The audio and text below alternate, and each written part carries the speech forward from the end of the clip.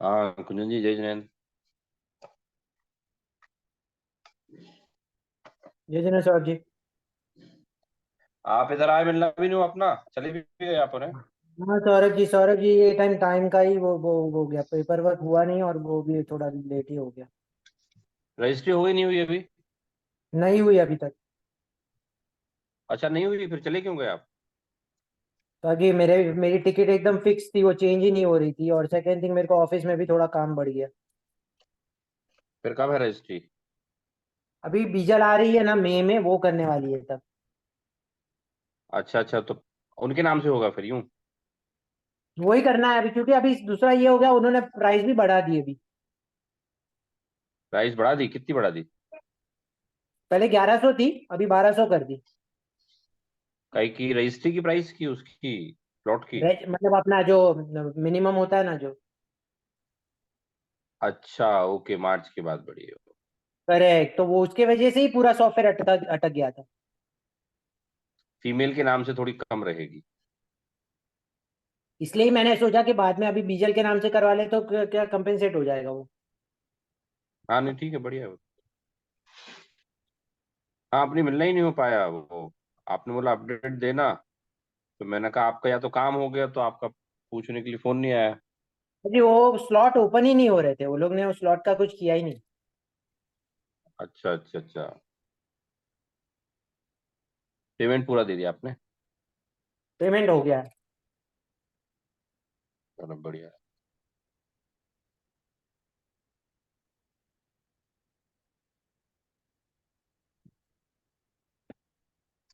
मतलब अब तो इंदौर में आना आना देखो अभी पक्का ही है ना? 3-4 प्रोजेक्ट और आ रहे हैं उनके, गोदा वालों के तो। क्या आ रहे हैं, दो चार? उनके 2-4 आजू बाजू और 2-3 प्रोजेक्ट और बना रहे हैं वो लोग। हाँ हाँ, वो तो प्रोग्राम होने के बाद ऐसा होता ही है, वो तो प्रोग्राम हो गया तो उसमें लोगों को थोड़ा सा उत्साह मिल गया तो।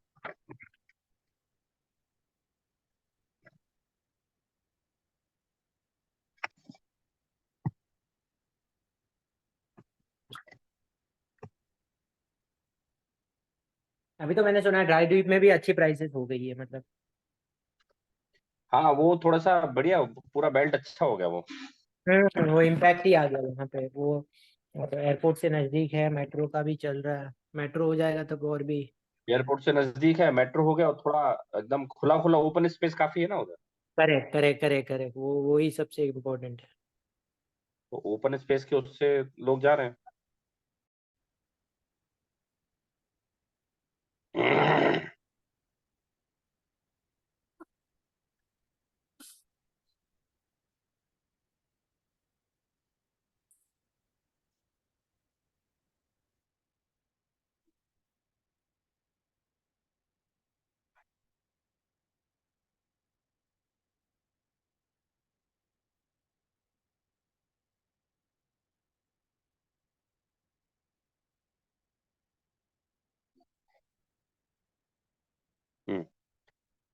देखिए हमारी चर्चा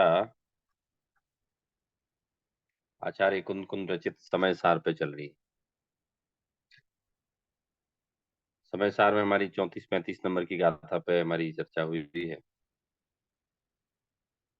जिसमें ये कहा जा रहा है कि जब तक आपको परभाव को पर नहीं जानेंगे आप, परभाव को पर जानकर परित्याग उनका जप करे, तब त्याग हो बस इसलिए ज्ञान प्रत्याख्यान है। भाई ज्ञान में त्याग करना है आपको, बाहर में हमें किसी प्रकार का कोई त्याग नहीं करना पड़ता। ये ऐसे देखें तो आचार्य ने जिस रहस्य का उद्घाटन किया है, वो जीवन को हमें एक नई दिशा देने वाला भी हो सकता है। अधिकांशतः लोग सुख की खोज में है ना, यहाँ वहां भटकते हुए घूमते हैं ना सब लोग। तो जो सुख की खोज में यहाँ वहां भटकते घूमते हैं, तो वो कहते हैं साहब आपका माइंडसेट ही है, आप कहाँ सुखी होते हैं। एक योगी को देखकर जो भोगी प्रवृत्ति के लोग होते हैं, वो ऐसा सोचते हैं कि ये एक सुखी कैसे हो सकता है, मेरे पास तो संसार की समस्त संपदा है, और मैं तो किसी प्रकार की वस्तु को क्रय करने में, I can purchase anything and I can have the most luxurious life or the most luxurious instrument of this world, which can give me pleasure and peace. तो यहाँ आचार्य कहते हैं भाई आपको परभाव के परित्याग की दृष्टि को बदलना होगा, परभाव के संबंधी, और उसका त्याग जो है ना ज्ञान में ही करना होगा, उससे प्रत्याख्यान, ज्ञान ही प्रत्याख्यान, मतलब त्याग ज्ञान में करना है। जैसे कोई पुरुष पर वस्तु को पर जानकर उसका परित्याग कर देता है, तो पर वस्तु को यदि किसी ने भूल से अपना मान रखा हो, तो कहते हैं कि आ, उससे पर वस्तु को पर मानकर उसका त्याग कर देना चाहिए। इसी संबंधी यहाँ अपन भावार्थ पढ़ते हैं, पेज निकला हुआ भी है। तो जिस कारण यह है आत्मा, सौरभ जी पढ़िए, जिस कारण यह है आत्मा। जी सर जी। जिस कारण यह आत्मा अपने आत्मा से भिन्न समस्त पर पदार्थों का वे पर हैं ऐसा जानकर प्रत्याख्यान करता है, त्याग करता है, उसी कारण प्रत्याख्यान ज्ञान ही है, ऐसा नियम से जानना चाहिए। तात्पर्य यह है कि अपने ज्ञान में त्याग रूप अवस्था होना ही प्रत्याख्यान है, त्याग है, अन्य कुछ नहीं। जिस प्रकार लोक में कोई पुरुष, समझे, होल्ड करूं क्या यहाँ पे? हाँ नहीं नहीं, एक और पढ़ लीजिए, ये बस ये वाला हाँ पैराग्राफ। जी। जिस प्रकार लोक में कोई पुरुष परवस्तु को वह परवस्तु है ऐसा जानकर परवस्तु का त्याग करता है, उसी प्रकार ज्ञानी पुरुष समस्त पर द्रव्यों के भावों को ये परभाव हैं ऐसा जानकर छोड़ देते हैं।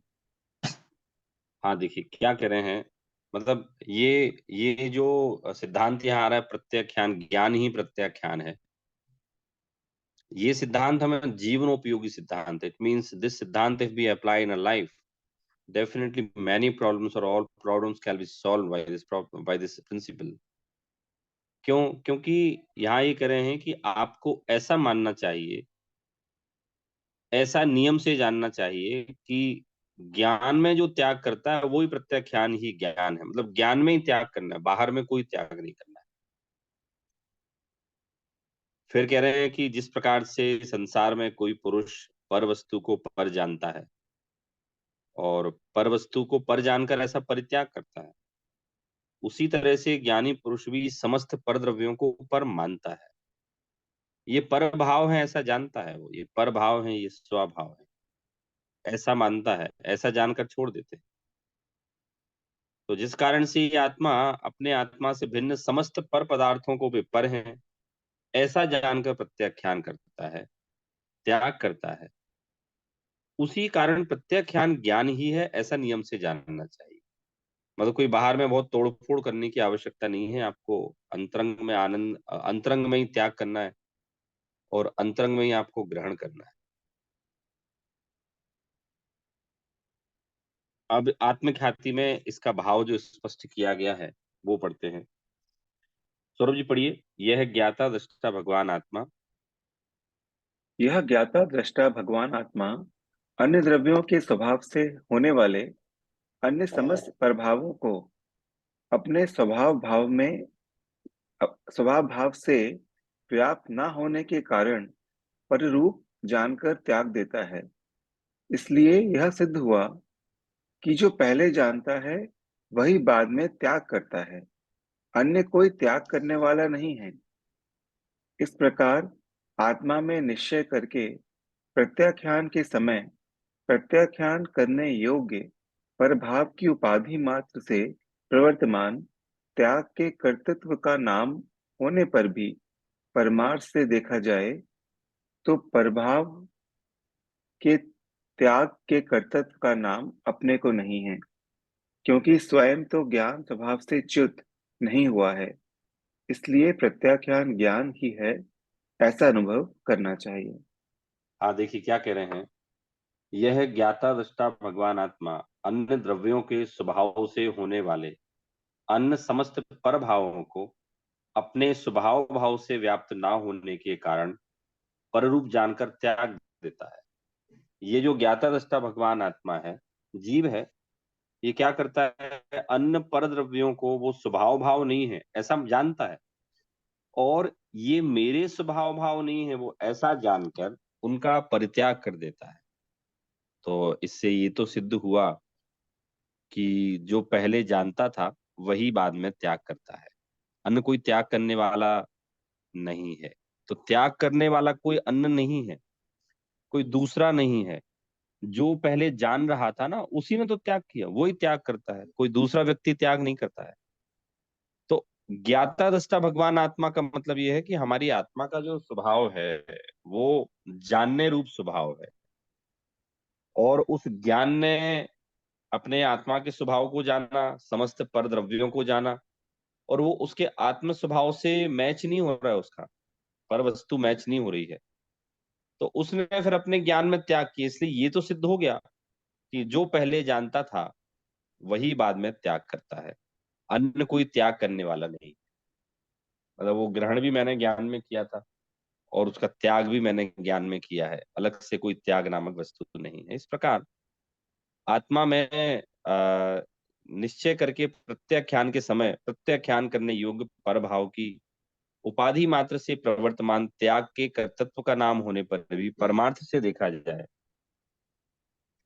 तो परभाव के त्याग के कर्तृत्व का नाम अपने को नहीं। क्या कह रहे हैं कि निश्चय करके प्रत्याख्यान के समय प्रत्याख्यान अर्थात त्याग करने योग्य परभाव की उपाधि मात्र से प्रवर्तमान त्याग के कर्तृत्व का नाम होने से भी परमार्थ से देखा जाए तो परभाव के त्याग के कर्तृत्व का नाम भी अपने को नहीं। मतलब मैं परभाव के त्याग करने का करता भी नहीं, मैंने तो अपने ज्ञान में उस वस्तु को छोड़ा, बस ऐसा माना जाएगा। क्योंकि स्वयं तो ज्ञान स्वभाव से चित नहीं हुआ। भाई मैं उस कोई वस्तु का त्याग करने का करता इसलिए नहीं हूं क्योंकि मैंने कोई बाहर में तो तोड़ फोड़ नहीं की, मैंने तो बाहर में कोई वस्तु का परित्याग नहीं किया ना, मैंने तो अपने ज्ञान में ही परित्याग किया। मतलब ज्ञान को ही सुधारा मैंने, और मैं तो ज्ञान स्वभावी हूँ। इसलिए इसमें कोई ये वाली बात नहीं है कि मैं उसके कोई वस्तु के त्याग का मैं करता हो गया। कई सारे इसके उदाहरण हो सकते हैं हमारे पास। जैसे एक धोबी का उदाहरण तो अभी हम पढ़ने वाले हैं। यदि हम इतिहास के झरोखों में अपने वर्तमान युग में हम झांकें तो कई सारे उदाहरण हमारे सामने मिलते हैं। आज हमें ऐसा दिखता है कि कोई राजा है, वो अपने परिवार से वो 2 दिन बाद दीक्षा ले लेते हैं। तो प्रश्न ये उठता है कि साहब ये कैसे हुआ साहब, अभी तो इतने राग रंग में मस्त दिख रहे थे वो, अभी ये कैसे हुआ कि उनने 2 दिन बाद दीक्षा ले ली। ये समझ में नहीं आया, तो उनसे कहा गया कि आपको ऐसा दिखाई दे रहा था कि वो राग रंग में मस्त है, मूलतः उनके ज्ञान में तो वो इन सब चीजों का त्याग कब का कर चुके थे। बस एक वैराग्य जो था वो बस फुल फेज में आने की देर थी। जहां उनका वैराग्य का घड़ा पूरा भरा और वो बाहर छलकने लगा तो मुनि बन गए। तो कोई नया काम नहीं किया उन्होंने, तो ज्ञान में तो इन सब चीजों का त्याग पहले से ही कर रखा था। हम्म। वो अपन जीवनधर कथा पढ़ते हैं ना, जीवनधर कुमार की कथा है छत्र चूड़ामणि में। तो आप लोगों ने उसमें पढ़ा होगा कि साहब जब जीवनधर कुमार, जब राजा जीवनधर मुनि बनने का विचार करते हैं कि साहब मैं तो जंगल जा रहा हूँ, मुनि बन रहा हूँ मैं।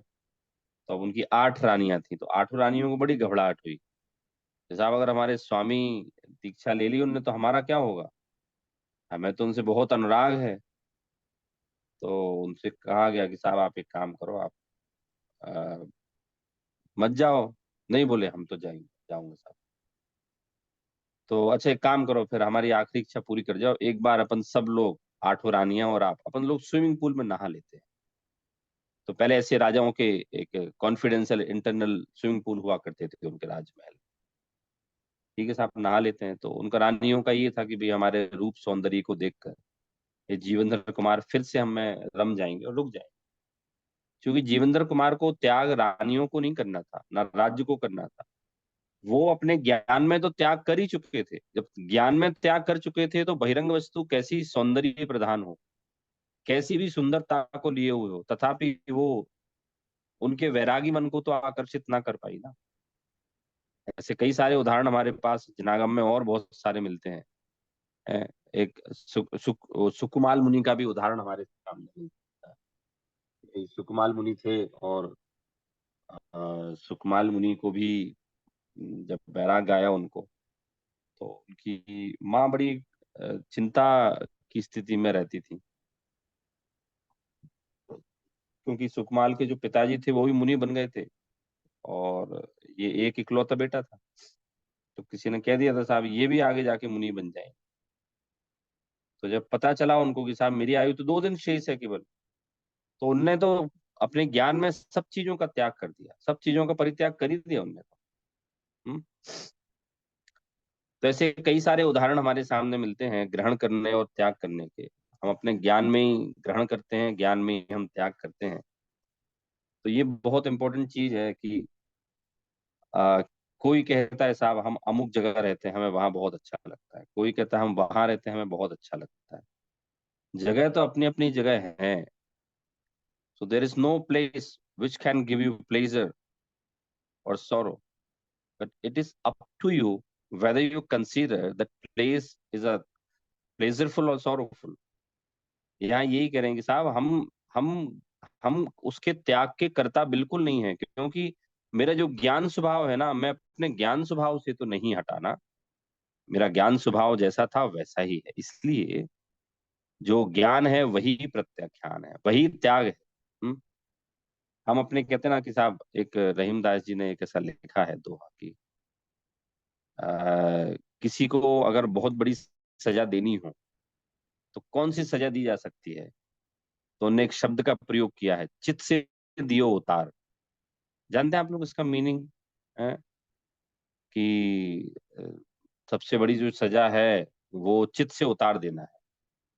तो बताएगा कोई, चित से उतार उतार देना क्या होता है आदर्श जी?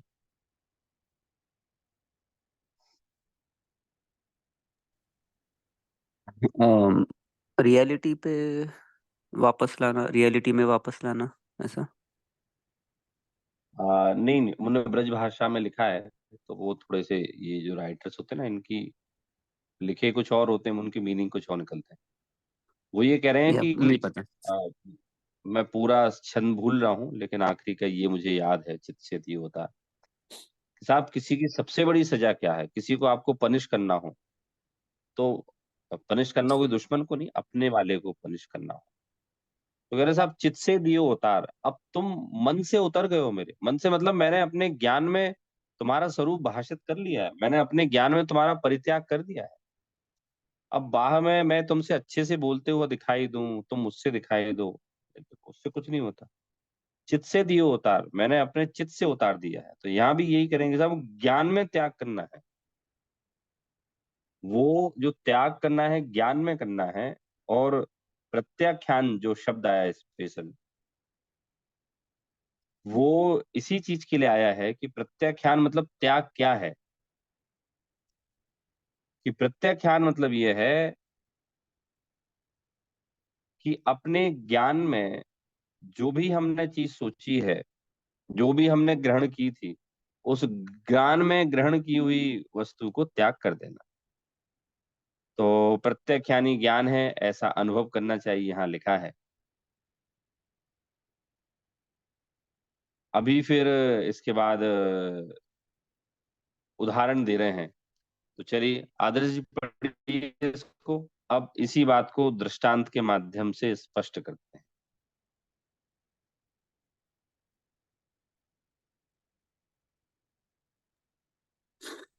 हुई क्या? हाँ, ये पेज पलटना पड़ेगा।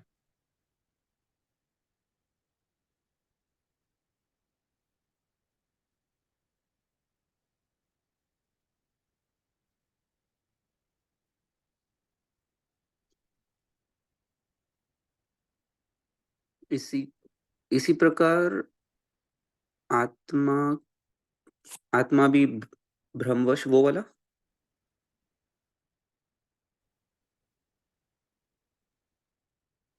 इसके पहले वाले पैराग्राफ से आदर्श, जिस प्रकार नहीं, कोई यहाँ था, यहाँ से पुरुष। नहीं, यहाँ से लेना था।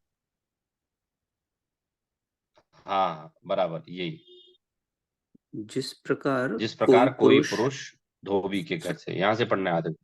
हाँ, जिस प्रकार कोई पुरुष धोबी के घर से भ्रमवश दूसरे का वस्त्र लाकर उसे अपना समझकर ओढ़कर सो रहा है और अपने आप ही अज्ञानी हो रहा है, किंतु जब दूसरा व्यक्ति उस वस्त्र का छोर पकड़कर खींचता है, उसे नंगा करना कर कहता है कि तू शीघ्र जाग, सावधान हो, यह मेरा वस्त्र बदले में आ गया है, अतः मुझे दे दे। तब बारंबार कहे गए इस वाक्य को सुनता हुआ उस वस्त्र की सर्व चिन्हों से भली भांति परीक्षा करके अवश्य यह वस्त्र दूसरे का ही है, ऐसा जानकर ज्ञानी होता हुआ उस वस्त्र को शीघ्र ही त्याग देता है। हाँ, अब देखिए इसमें उदाहरण बहुत एकदम प्रैक्टिकल उदाहरण दिया है। तो ये उदाहरण एक धोबी का है, ठीक है। तो आप लोग तो वहाँ कपड़े धोते हैं, यहाँ धोबी से भी धुलाते हैं लोग कपड़े, खुद भी धोते हैं, धोबी से धुलाते हैं, प्रेस करने भी देते हैं, ठीक है। तो जैसे हमारे यहाँ ही कपड़े प्रेस करने के लिए प्रेस वाली ले जाती है। तो एक आध बार ऐसा हुआ कि भाई सेम शर्ट थी, तो मैंने कहा भाई ये तो मेरी नहीं है। फिर मैंने भी उसको लक्षण बताया कि साहब मेरी ऐसे रेड कलर, वो ब्लैक कलर की है, उस पर ये टैग लगा होगा, तो वो ले आना, मेरी है वो। तो खैर ये उदाहरण तो ऐसा है, ये वाला कि चादर वाला उदाहरण है। तो धोबी को कपड़े धुलने के लिए दिए। अब सफेद चादर है तो ये मिस्टेक तो बहुत कॉमन मिस्टेक हो सकती है ना, कि दो लोगों ने सेम सफेद चादर दिया हो और वो जो है एक्सचेंज हो गया हो। तो एक रमेश नामक व्यक्ति को चादर दिया गया, वो घर ले गया और फिर वो आधे घंटे बाद लौट के आए कि भैया ये मेरा चादर नहीं है, ये किसी दूसरे का है। बोले नहीं नहीं, ये सफेद आपका ही था। नहीं, सफेद तो था, लेकिन देखो मेरे चादर के जो कोने पे ना एस लिखा हुआ है, जो रेड धागे से मेरी माँ ने स्पेशली जब मैं हॉस्टल गया था तब बना के दिया था। तो ये मैंने एक सफेद चादर एक व्यक्ति को और दिया है मैं। तो वहां गए, उसके यहाँ गए, तो बोले नहीं नहीं आपका नहीं है, तो मेरी चादर है। उड़ के सो रहा था, मतलब अ, सो रहा था, लेटा हुआ था। तो कहा कि जिस प्रकार कोई पुरुष धोबी के घर से भ्रमवश दूसरे का वस्त्र लाकर उसे अपना समझकर ओढ़कर सो रहा है। अब सब वो अपना सो रहा है, वो तो यहाँ है, तथापि वो उसे अपना मान के सो रहा है। किंतु जब दूसरा व्यक्ति उस वस्त्र का छोड़ पकड़ कर खींचता है, छोड़ अब क्यों पकड़ा उसने, उसने कहा भैया ये देखो, ये मेरा नाम लिखा हुआ है कड़ाई से, वो छोड़ पकड़ के खींचता है, उसे नंगा कर कहता है। नंगा मतलब ये नेकेड नहीं है, ये तो अपन ओढ़ के कोई चादर सो रहे हो ना, तो वो उघाड़ देता है। यहाँ नंगे से मतलब उघाड़ना है, कि भाई उस व्यक्ति का चादर उघाड़ दिया। तो वो गुस्सा है उससे कि भैया ऐसा कैसे, तुम मेरा चादर तुमने ले लिया। बोले नहीं नहीं, ये तुम्हारा नहीं है, देखो ये इधर एस लिखा हुआ है ना, ये मेरी माँ ने दिया था। हाँ भैया, मेरा तो नहीं है ये, क्योंकि मेरे में तो एस लिखा नहीं था। तो उससे कहता है वो कि भाई तू शीघ्र जाग, भाई मेरा चादर ले रखा है तूने, हैं? सावधान हो, मैं अपना वस्त्र लेने आया हूं और ये मुझे दे दे। तो बारंबार इस वाक्य को वो सुनता है और वो कहता है अच्छा तुम्हारा है, ये कैसे पहचान बताओ। बोले देखो साहब ये इस कंपनी का है, और देखो कोने में उस कंपनी की स्लिप लगी हुई है कि नहीं। बोले हाँ लगी है। तो ये तुम्हारा तो नहीं है ना। बोले नहीं। फिर देखो वो एस बना हुआ है ना कढ़ाई से, तो हाँ साहब बना हुआ है। और देखो मेरा चादर जो दूसरे कोने पे एक ब्लैक मार्क और लगा होगा स्याही का, वो मेरे बच्चे ने लगा दी थी, वो स्याही का मार्क। देखो तो हाँ लगी है साहब। अब बारंबार उसने कहा मेरा है और उसके ये लक्षण हैं, तो फिर वो सुनने वाला क्या कहता है, अच्छा ये मेरा तो नहीं, ये वस्त्र मेरा नहीं है, ये तो अवश्य दूसरे का ही है, दूसरे का वस्त्र है ये। तो ऐसा जब जाना उसने, तो उसने ज्ञान में उस वस्त्र का त्याग कर दिया, छोड़ दिया उसने ज्ञान में। आप देखिए कमाल की बात है। वो एक कोई व्यक्ति अपने आप को बहुत पैसे वाला मान रहा था, ठीक है, ज्ञान वाला मान रहा था, पैसे वाला मान रहा था। तो भर्तृहरि जो एक कवि हुए हैं संस्कृत के, उनने ऐसा लिखा है ये कि जब मैं थोड़ा सा कुछ मुझे आता था, तो मुझे ऐसा लगता था कि मुझे बहुत कुछ आता है, and I am the most knowledgeable person of this world. And when I just went into it, was realized that I am having not as much as knowledge as I must. ज्ञान में वो पहले ऐसे मान रहा था कि मैं बहुत बड़ा ज्ञानी हूँ, और दूसरे ज्ञानियों की संगति में जाके उसे ऐसा लगा कि मुझे कुछ नहीं आता। तो कहाँ बदला? यहाँ कह रहे हैं ज्ञान में ही तो बदला ना। उसे घमंड किस काय में था? ज्ञान में था। ज्ञान में घमंडी होकर वो ऐसा सोच रहा था कि my knowledge is unique and I am the most knowledgeable person, intelligent person of this world. लेकिन जैसे ही वो ज्ञानियों की संगति में पहुंचा, तो उसे समझ में आया कि भाई मेरे ज्ञान में जो एक भ्रम बना हुआ है ना कि मैं बहुत होशियार हूँ, तो बोले मुझे वो भ्रम ज्ञान में ही तोड़ना चाहिए। याद रखिए, अभी जैसे मैंने आपको एक बताया था कि किसी को सजा देनी हो तो सबसे बड़ी सजा ज्ञान से उसे चित्त से उतार दो ना उसे। तो हम अधिकतर लोग अधिकतर क्या सोचते हैं कि हमें किसी को सजा देनी है तो उससे हम लड़ेंगे, भिड़ेंगे, सुनाएंगे, हैं, खूब सुनाएंगे, खूब लड़ेंगे, खूब कमेंट करेंगे। तो कहते हैं नहीं नहीं, आपको ऐसा करने की कोई आवश्यकता नहीं। हमारे जो फिलोसफर लोग हैं वो कहते हैं आपको ऐसा करने की कोई आवश्यकता नहीं। आप तो बस अपने मन में अगर उसे मन से उतार देंगे ना, सबसे बड़ी सजा उसकी वो।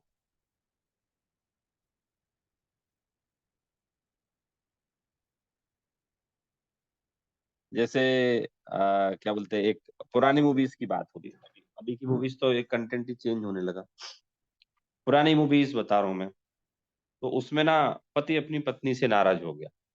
मतलब भारत में तो पति अगर पत्नी से नाराज हो जाए ना, तो it is a big matter in those days and some kind of in now days as well. आज भी ऐसा ही है थोड़ा सा। साहब वो पति बात नहीं करता पत्नी से अपनी, तो पत्नी बोलती है कि आप गुस्सा करो मेरे से, लेकिन बस बात करो, भले ही गुस्से में बात करो, आप मुझसे बात करना बंद मत करो।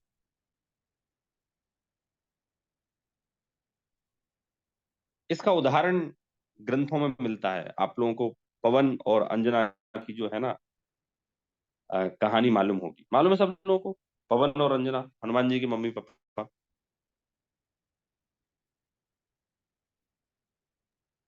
हाँ सौरभ जी, सौरभ जी, लेकिन कुछ लोग होंगे जिनको नहीं पता हो। बता देता हूँ कि भाई जो एक पवन थे, पवन राजकुमार थे, तो वो बहुत सुंदर राजकुमार थे। He was quite intelligent Prince of any kingdom. तो एक पुरुष में एक साथ इतनी चीजें मिलना एक रेयर कॉम्बिनेशन होता है कि वो सुंदर भी हो,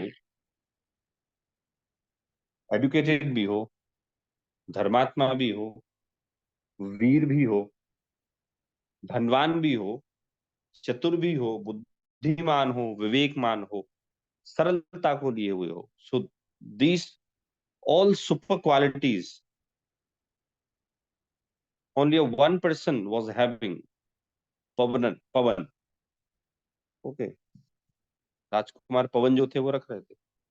इधर और एक लड़की थी अंजना, तो अंजना भी साहब प्रिंसेस ही थी, पैसे वाले की लड़की थी। She was also quite beautiful and she was having a rare combination of woman, beauty with brain।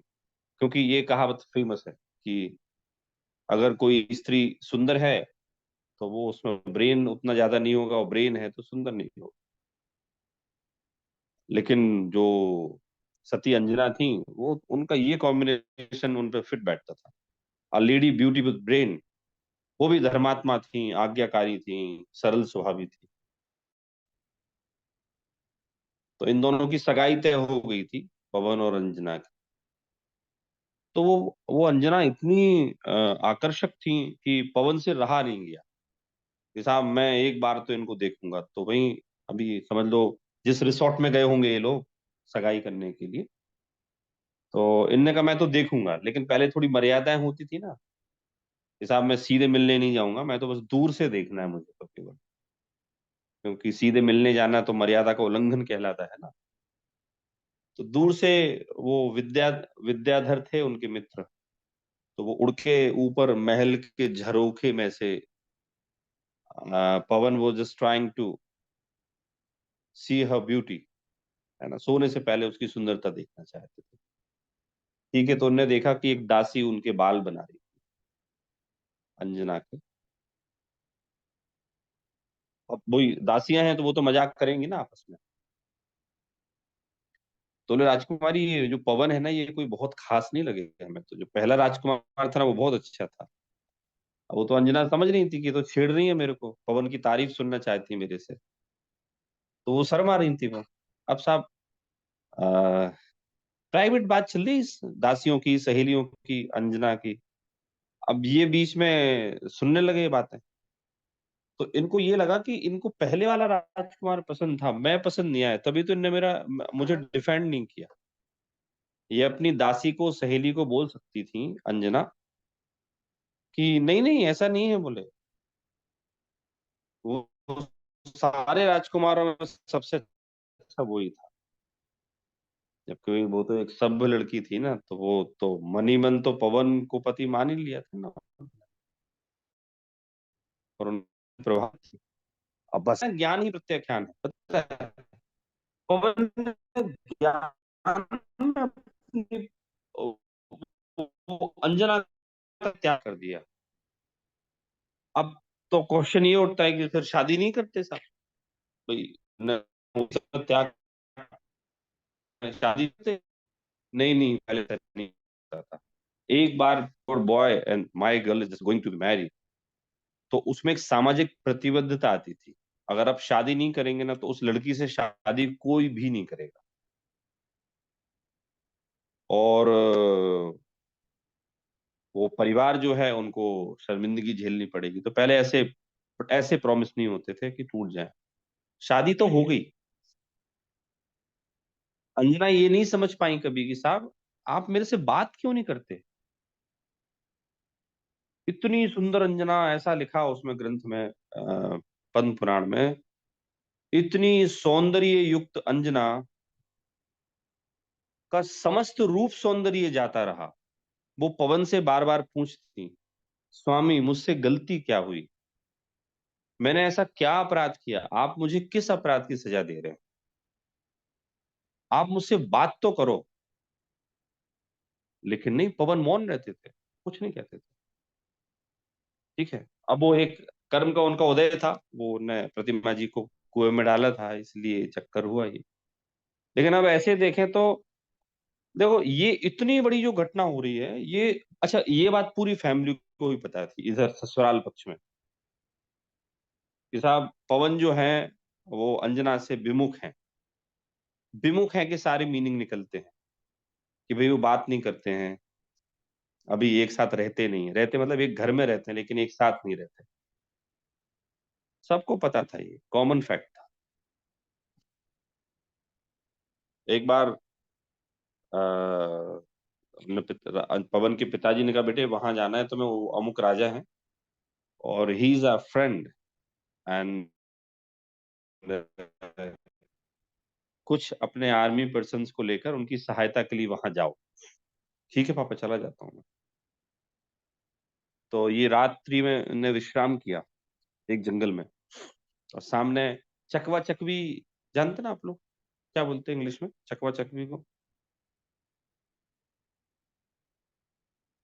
Word होती नहीं, एक बार आप लोगों ने बताई थी कुंजन जी, सर जी वो कोई हमिंग बर्ड या ऐसे ही है। एक चिड़ी। हाँ, उसका इंग्लिश नाम देखना पड़ेगा, चकवा। तो उनमें ना, बताने का मेरा तात्पर्य कि उनमें जो चकवा चकवी जो रहते हैं ना, उनमें एक नेचुरली ये ऐसा रहता है कि रात होते ही साथ वो जो चकवा है ना, वो चकवी को छोड़ के चला जाता है। मतलब मेल जो पक्षी है ना, वो फीमेल को छोड़ के दूसरे पेड़ पर चला जाता है। और वो चकवी ना विलाप करती है, वो दुखी होती है। तो पवन ने देखा कि यार ये चकवी क्यों रो रही है, तो अपने मित्र से पूछा। बोले क्योंकि इसका जो चकवा है उसे छोड़ के चला गया। रात्रि का ऐसा नियम है कि जब रात होगी तो वो चला जाएगा।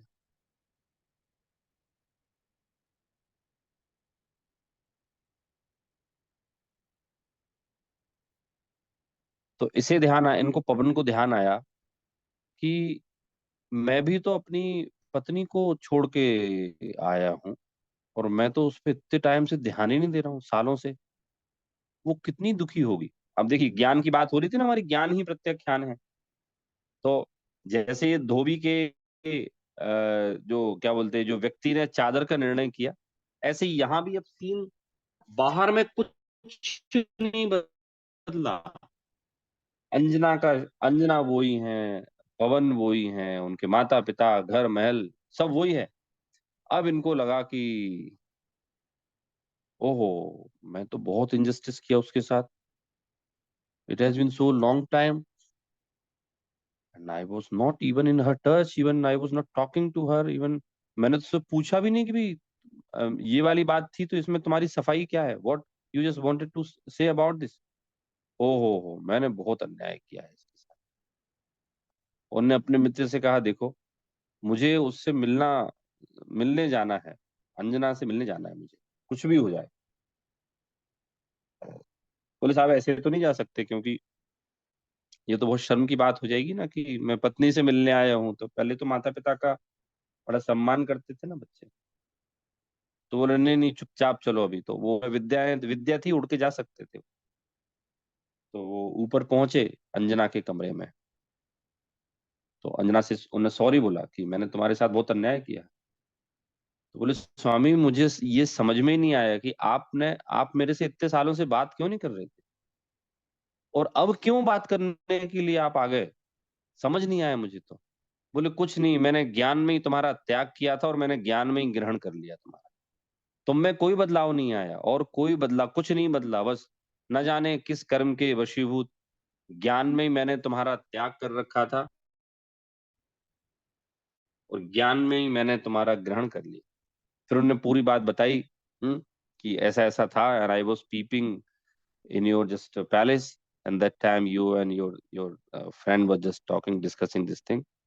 और मैं इतना भी सामान्य सा नियम भूल गया कि किसी की भी बातें छुप के नहीं सुनना चाहिए, और छुप के सुन भी ली तो उस पर कोई रिएक्शन व्यक्त नहीं करना चाहिए।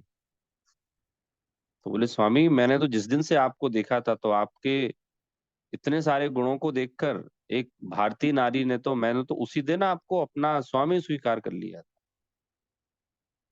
और रही सहेली, तो सहेली तो ऐसे मुझे छेड़ नहीं थी, वो तो आपकी तारीफ सुनना चाहती थी।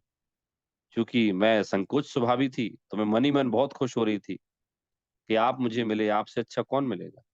हाँ हाँ, नहीं नहीं, मैं I have realise my mistake, first mistake, why I was peeping in your palace. और तुम सहेलियों की बातें थी, वो तो मजाक कर रहे थे तुम लोग, मैंने इसे सीरियस लिया क्यों। फिर आगे की सब कथा है कि वो जो उनका मिलना था उस समय, so that was their first meeting. और फिर उस मीटिंग में ही उनका फिर जो अपने हनुमान जी थे वो गर्भ में आए अंजना के, और फिर वो उनका क्या नाम से मोक्ष गए हनुमान जी। तो पवन और अंजना जो थे फिर लाइफ टाइम खुश रहे।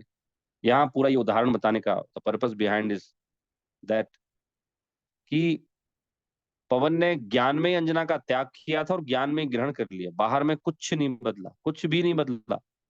कोई ने सफाई नहीं दी, कोई ने प्रूफ नहीं दिए, कोर्ट में केस नहीं गया, कुछ नहीं, नथिंग। बट पवन ने अपने ज्ञान में ही एक ऐसी कल्पना की थी, और उसी ज्ञान उसने और उसी ज्ञान में उसने अपनी गलती का सुधार कर लिया.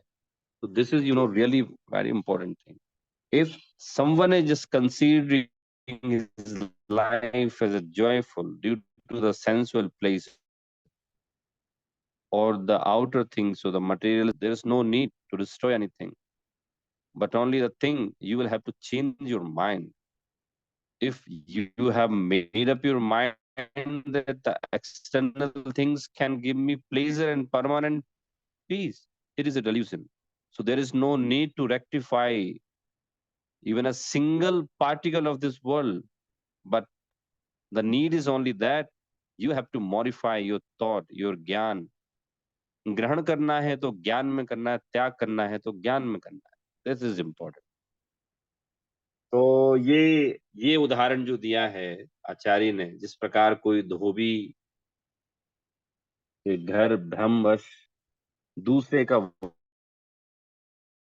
वस्त्र समझ रहा था, उसे अगर आप अपनी समझेंगे ना, तो कोई आपकी समझने से तो नहीं हो जाएगी ना आपकी. आपके समझने से आपकी नहीं हो जाएगी.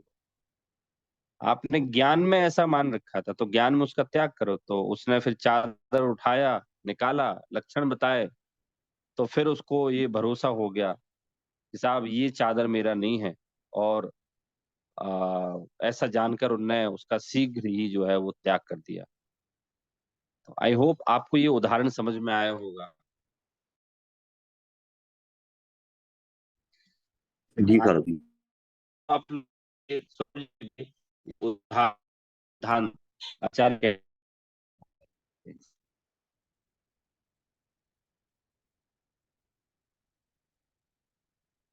हाँ, सौरभ जी बताइए, क्या समझ में आया?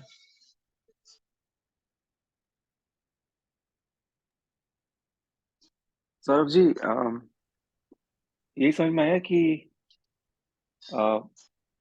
बाहर में आचरण कैसा हो, कैसा भी हो, लेकिन उसके पहले किसी पदार्थ का ग्रहण या त्याग ज्ञान में ही होता है, और वो ज्यादा इम्पोर्टेंट है.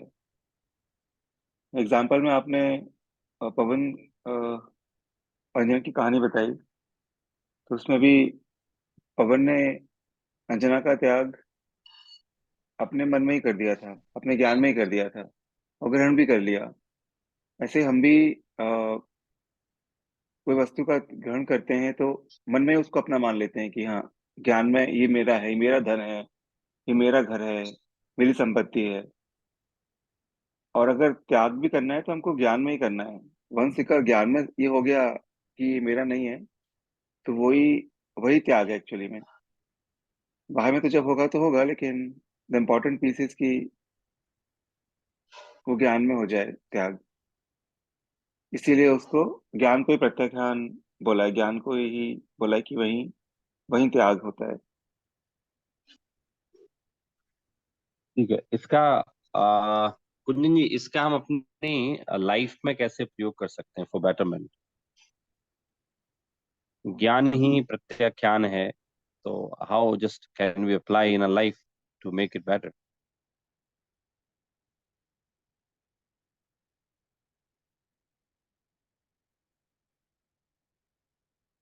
हाँ, कुंदन जी हैं. हाँ सौरभ जी. हाँ, मेरा क्वेश्चन ये है, how just can we apply this principle of ज्ञान ही प्रत्याख्यान है in a life to make it better? Saurabh ji, यहाँ पे हम ऐसे ही ले सकते हैं कि बाहर में चेंजेस होना से अच्छा अंदर में सब चेंजेस करने हैं. जो जैसे चल रहा है वो तो मतलब उसमें कोई डिफरेंस होना नहीं है. मतलब अपने अपने भाव से चीजों को चेंज हो रहा है. और हम मतलब जो भी जैसे अब तप नियम और वो भी कर रहे हैं, तो वो भी बाहर से करने में तो इतना बेनिफिट नहीं होगा जितना हम अंदर से कर सकते हैं. और सेकेंड थिंग यहाँ पे कि आत्मा की सही अवस्था को समझना कि हमारा तो कुछ है ही नहीं. ये शरीर को भी पहले तो अलग ही कर दिया, और शरीर में तो हमारा है ही नहीं. पर आत्मा में भी हम बहुत सारी चीजें जो गिन रहे हैं कि जो हमारी है वो भी अपनी नहीं है, और अपने सिर्फ ज्ञान स्वभाव को पहचान सकते हैं. बढ़िया। देखिए, तो हम लोग ज्ञान में ही तो परेशान रहते हैं ना। ये जैसे हमारी जब जब डिप्रेशन पे चर्चा चलती है, तो depression is nothing, but if you are considering anything against you, और आप कैसे देख रहे हैं दुनिया को, तो वो वाली बात है। जैसे कि आप इधर यूरोपियन कंट्रीज में जाएंगे, आपके यूएस में तो थोड़ी बहुत भीड़ है, लेकिन आप यूरोपियन कंट्रीज में जाएंगे, इधर यूके साइड जाएंगे, तो यहाँ एकदम बहुत कर्फ्यू जैसा माहौल है। एकदम खाली खाली है, कोई बात करने वाला नहीं, रोड से बाहर निकलो तो कोई दिखता नहीं, कोई गैदरिंग नहीं, कोई फैमिली नहीं, कुछ नहीं। बहुत सुना सुना। अभी जो लोग वहां रहते हैं, तो उनसे बात हुई, स्कॉटलैंड बात हुई थी, फिर मेरी यूके बात हुई, तो बोले अरे यहाँ तो बहुत लोग डिप्रेशन में क्यों रहते हैं, अब मुझे समझ में आ रहा है कि यहाँ कोई सोशल लाइफ नहीं है, कोई मिलने वाला नहीं, कुछ नहीं। तो वहाँ जो है डिप्रेशन का रीजन ये है कि साहब अ, कोई है ही नहीं इधर, मेरा तो कोई ध्यान नहीं रखता, कोई अपना नहीं। और फिर वो कल्पनाएं करने लगता है अपने, उसे हेलुसिनेशन होने लगते हैं। जब कोई अकेला बहुत दिनों तक रहता है ना, तो उसे विभिन्न प्रकार के हेलुसिनेशन होने लगते हैं। उसे ऐसा लगता है कि उसके कोर्टयार्ड में कोई पीछे है, साया है, वो उसे घर के अंदर आ गया। फिर उसे आवाजें सुनाई देने लगती हैं। जब रात को सोता है ना, तो उसे आवाजें भी सुनाई देने लगती हैं। तो वो फिर ऐसे डिप्रेशन में चला जाता है। फिर उसे लगता है मेरी लाइफ कोई काम की नहीं है। No one is there to take me care. कोई मेरा ध्यान रखने के लिए नहीं है। ऐसे करके वो मन ही मन में कल्पना करके वो जो है आत्महत्या कर लेता है। या फिर मार देता है। अभी अभी जैसे हुई ना, कल कल या परसों सिडनी में एक मॉल में घटना हुई, तो पड़ी होगी आप लोगों ने। कोई एक व्यक्ति था, उसने चाकू चलाए तो 8 लोगों को मार डाला। तो भाई क्यों, ऐसा क्यों हुआ?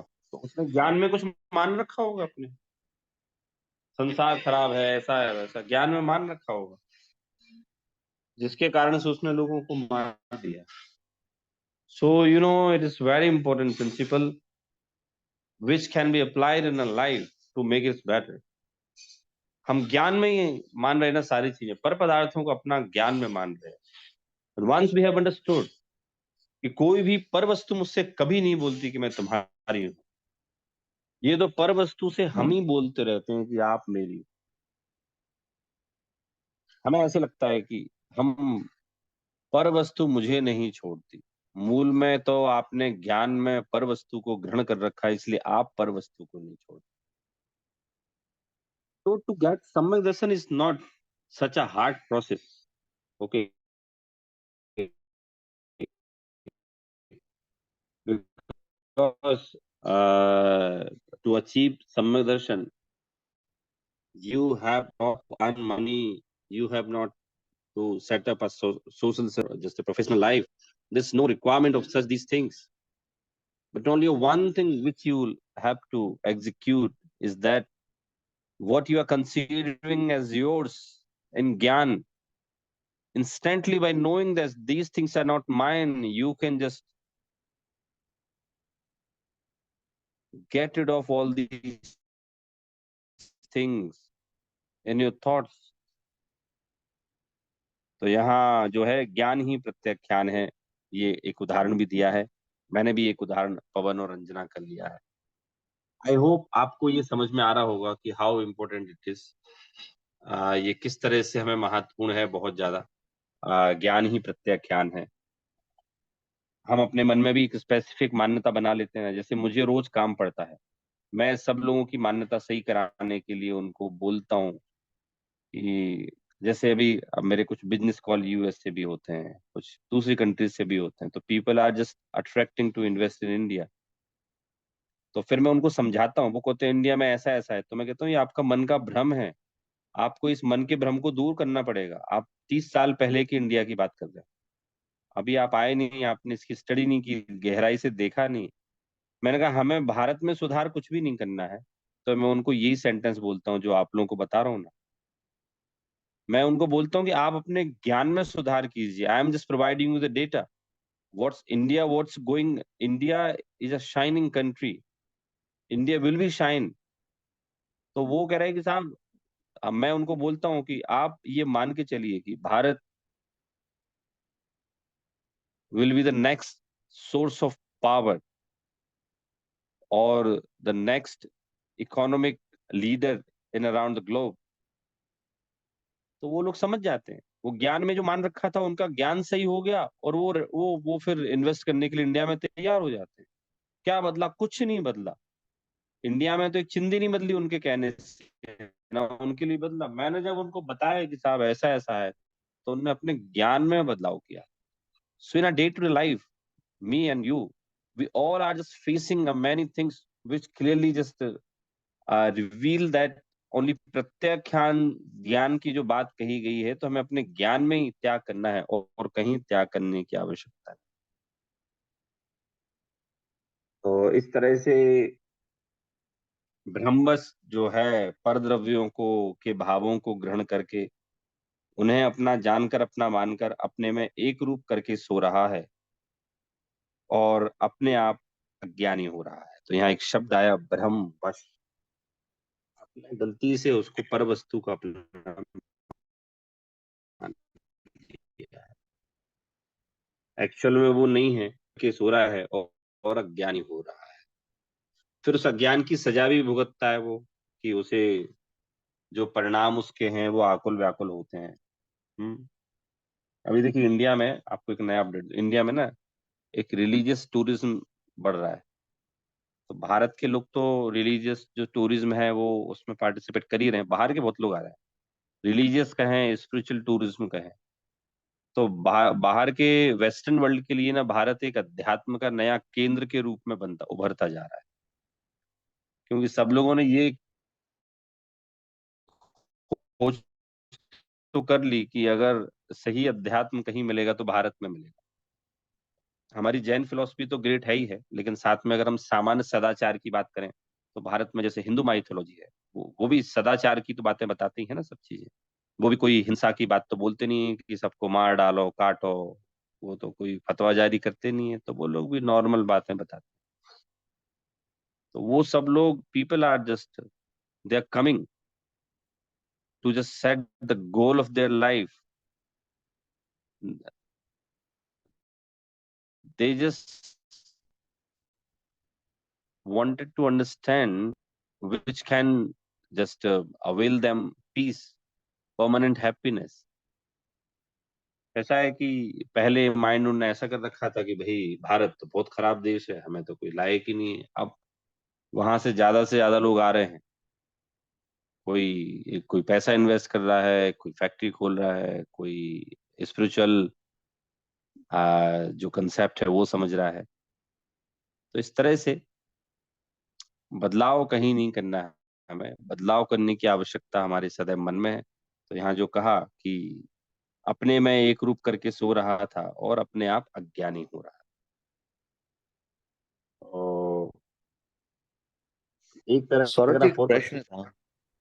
हाँ बताइए जी, प्लीज। तो सौरभ जी, ये तो समझ में आया कि चित्त में जो धारण कर लिया वही अनुकूल प्रतिकूल परिस्थिति के हिसाब से वही ज्ञान का प्रत्याख्यान है। लेकिन हम लोग कभी चित्त में ऐसे भाव धारण कर लेते हैं जो कि गलत होते हैं, जैसे आपने एग्जाम्पल भी दिया अंजना का और पवन का। तो जब वो ज्ञान, और वही शायद हमारा गलत ज्ञान है जो हमने अभी पल द्रव्य को लगा रखा है हमारे प्रत्याख्यान में, जिससे हम मुक्त नहीं हो पा रहे हैं और समय दृष्टि को प्राप्त नहीं कर पा रहे हैं। तो वो जो चीज है, मतलब अब वो तो एक स्टेप आगे है जो हमको करना है। बट कुछ समय ऐसा होता है कि हम लोग गलत प्रत्याख्यान बना लेते हैं चीजों का और चित्त में धारण कर लेते हैं। तो उस प्रतिकूल परिस्थिति को अनुकूल परिस्थिति में बदलने के लिए हमें क्या करना चाहिए? नहीं नहीं, अज्ञान है ना। देखिए, मैं जैसे सबको बोलता हूँ कि most of the people in this world they consider themselves as an intelligent person, but actually वो है ही नहीं। वो भ्रम से जी। अज्ञानी ही, आपको पता है, अज्ञानी ही अपना ज्ञानी होने का दिखावा करता है। ज्ञानी तो जो रहता है ना, साइलेंट रहता है, वो तो कॉन्फिडेंट, उसका तो कॉन्फिडेंस आपको उसके चेहरे पे दिख सकता है। अज्ञानी अपने आप को ज्ञानी नहीं मानता है। तो ये अगर कुछ करने वाली बात है ना, तो ये तो अज्ञान जनित है। ये तो भाई अज्ञान जनित भ्रम का उपाय क्या है कि हम अज्ञान को दूर करें। So this is the only one way कि हम जो चीजें अज्ञान के कारण सोचते हैं ऐसा हो जाएगा, तो वो हम अपना ज्ञान सही करें उसमें। बाहर में तो कुछ सही करना ही नहीं है। और कोई वैसे भी अपन देखते ही हैं कि कोई कुछ जानता तो है नहीं, टाइम किसी के पास सही बात जानने का समझने का है नहीं, लेकिन फिर भी जी वो लोग अपने अंतरंग से मानते जा रहे हैं वस्तुओं को और दुखी हो रहे हैं फिर, है ना। चलिए, एक पैराग्राफ और है, तो वैसे तो भी इसको डिटेल करना पड़ेगा, टाइम लगेगा। चलिए नेक्स्ट टाइम लेते हैं इसको, आखिरी पैराग्राफ है तो इसको फिर कंक्लूड करेंगे। लेकिन आप लोग ये प्रिंसिपल समझिए इसको ध्यान से, और अपने जीवन में भी इसको अप्लाई कीजिए आप लोग। मजा आएगा। मुझे तो ऐसा बढ़िया लगता है, जैसे हम कहते हैं ना कि सौरभ जी सब स्वार्थी हैं, कोई काम में नहीं आता, जब काम पड़ता है तब बात करते हैं, नहीं पड़ता तो नहीं करते हैं। काम उनका हो गया उसके बाद तो उन्होंने मेरे से बात ही नहीं करी। तो पंडित टोडरमल जी ने 9वें अधिकार में बहुत अच्छा सेंटेंस कहा है, उसका डिटेल मीनिंग तो नहीं बताऊंगा, वो अगली बार चर्चा करेंगे। वो कहते हैं साहब कि कार्य हो जाने के बाद कारण तो का तो महत्व अपने आप ही खत्म हो जाता है। मतलब कार्य हो जाए संपन्न ना, तो फिर कारण का कोई इंपॉर्टेंस रहता नहीं, कारण का कोई कार्य रहता ही नहीं। ठीक है, तो ये ऐसा ही है कि अगर हम हम किसी के काम में आ गए, हमसे काम सट गया तो बात नहीं कर रहा है, तो उसमें बुरा क्या मानना। ठीक है भाई, हमसे कार्य बना लिया उसने, अब वो कारण तो खत्म हो ही जाएगा। मैं कारण था उसके कार्य बनने में, बन गया उसका कार्य, अब तो क्या रखा है। ऐसे करके एक मैंने बताया जैसे आपको। तो ये जो अपना प्रत्याख्यान वाला सिद्धांत है, इसको हम नेक्स्ट टाइम कंक्लूड करेंगे और फिर आगे की गाइडलाइन लेंगे। अभी कोई क्वेश्चन तो आप लोग बताइए। समझ में आया बराबर? मिशी, आपको समझ में आ रहा है बराबर ना? कोई प्रॉब्लम तो नहीं? नहीं, सब समझ में आ रहा है। Thank you Saurabh ji. हाँ नहीं, आपको, आप हिंदी पढ़ते भी नहीं है तो मुझे पता ही नहीं चलता कि मैं पढ़वाऊँ नहीं पढ़वाऊँ आपसे। हिंदी समझ में आती है, पढ़ नहीं सकती, तो आप जो भी समझा रहे हो वो मुझे समझ में आ रहा है। नहीं नहीं, बढ़िया, गुड। आप एटलीस्ट आप क्लास में आते हैं, समझ रहे हैं, ये भी बढ़िया बात। चलिए हम लोग वाणी स्तुति लेते हैं, फिर मिलते हैं नेक्स्ट टाइम। जिनवानी स्तुति। निज निधि निज निधि निज निर्भय उपकार है, सुखे लिए चिरवारी माँ को वंदना कृतपार है। जय जिनेन्द्र। जय जिनेन्द्र सभी को। Thank you Saurabh ji. जय जिनेन्द्र। जय जिनेन्द्र।